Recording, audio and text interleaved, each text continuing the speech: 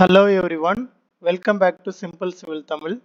So first sum weld connection la நம்ம start பண்ணிடலாம். Problem on butt weld, அதாவது groove weld ல பார்க்கலாம். பாருங்க, two plates 16 mm and 14 mm thickness are to be joined by groove weld. அதாவது groove weld ன்னு சொல்லலாம்னு already சொல்லியிருக்கேன்.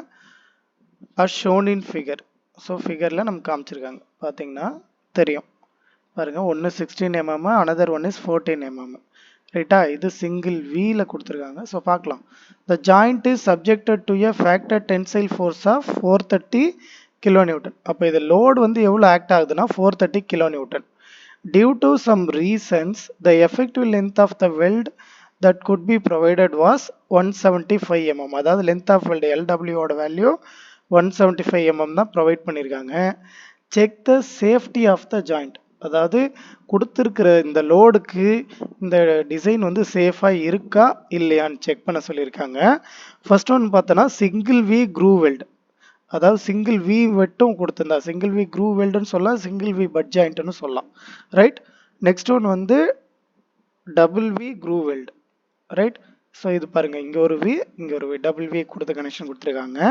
Assume the plates are sharp welded. Sharp வெல்டுனா gamma MW ஓட வேல்யூ 1.25. ரைட்டா, ஸோ இந்த கிவன் டேட்டா எல்லாம் இங்கே எடுத்து எழுதிருக்கேன். ரெண்டு thickness, load, effective length. First one வந்து சிங்கிள் வீக் வந்து செக் பண்ணுறோம். ஸோ இந்த கொஷினில் பார்த்தீங்கன்னா checking the safety of check the safety of ஜாயிண்ட்னு கேட்டிருக்காங்க. சில கொஷினில் என்ன கேட்பாங்கன்னா டேரெக்டாக find the strength of the வெல்டுன்னு மட்டும் கேட்கலாம். ஸோ நம்ம ஸ்ட்ரென்த் ஆஃப் வெல்டுனா ஸ்ட்ரென்த் மட்டும் கண்டுபிடிச்சா போதும், கொடுத்துருக்க லோடை வச்சு கம்பேர் பண்ணி அது சேஃபா அன்சேஃபான்லாம் சொல்ல தேவையில்லை. ஜஸ்ட் அது சேஃபா ஜஸ்ட் அது ஸ்ட்ரென்த் ஆஃப் வெல்டோட ஸ்ட்ரென்த் என்ன இருக்குன்னு கண்டுபிடிச்சா போதும். ஸோ இந்த கொஸ்டினில் ஃபர்ஸ்ட் த்ரோட் திக்னஸ் கண்டுபிடிக்கணும். த்ரோட் திக்னஸ்க்கு இது சிங்கிள் வி க்ரூ ஜாயிண்ட், அதாவது பார்ஷியலி பெனட்ரேட்டட். ஓகேங்களா, இது இன்ட்ரோடக்ஷன் வீடியோ பார்க்காதவங்க அதை பார்த்துட்டு வாங்க, அப்போ தான் புரியும். ஸோ பார்ஷியலி பெனட்ரேட்டட்னா throat thickness equal to 5/8 of thickness of thinner plate. Thinner plate for ஒன்று 16 mm, another one is 14 mm. So thinner plate 14 mm ஓடது எடுத்துக்கிறேன்.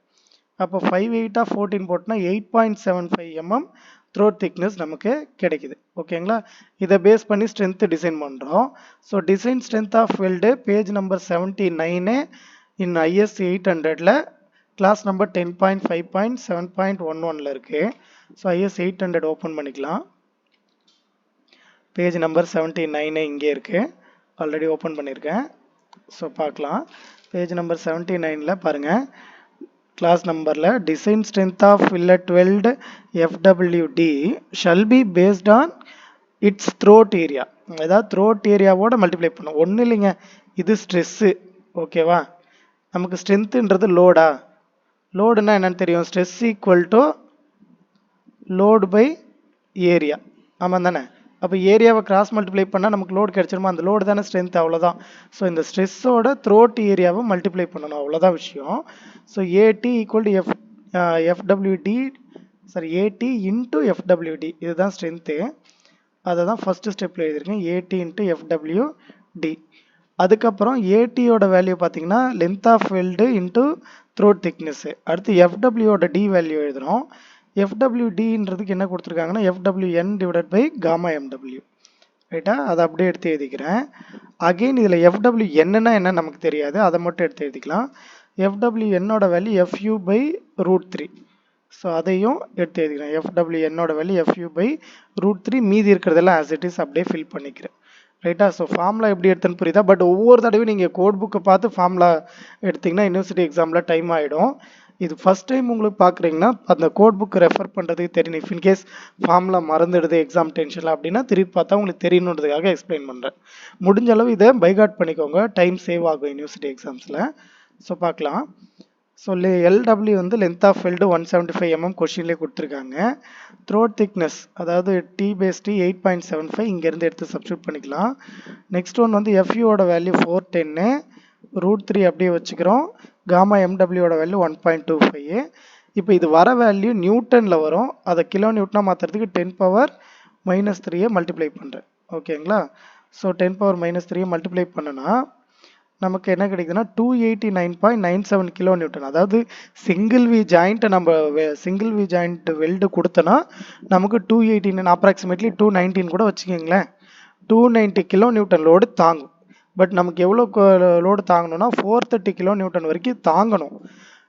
நமக்கு லோடே 430 ஆக்ட் ஆகுது, பட் இது 290 தான் ஆகும்னா கண்டிஷனாக இது ஃபெயில் ஆகிடும். ஸோ இது நாட் சேஃப்.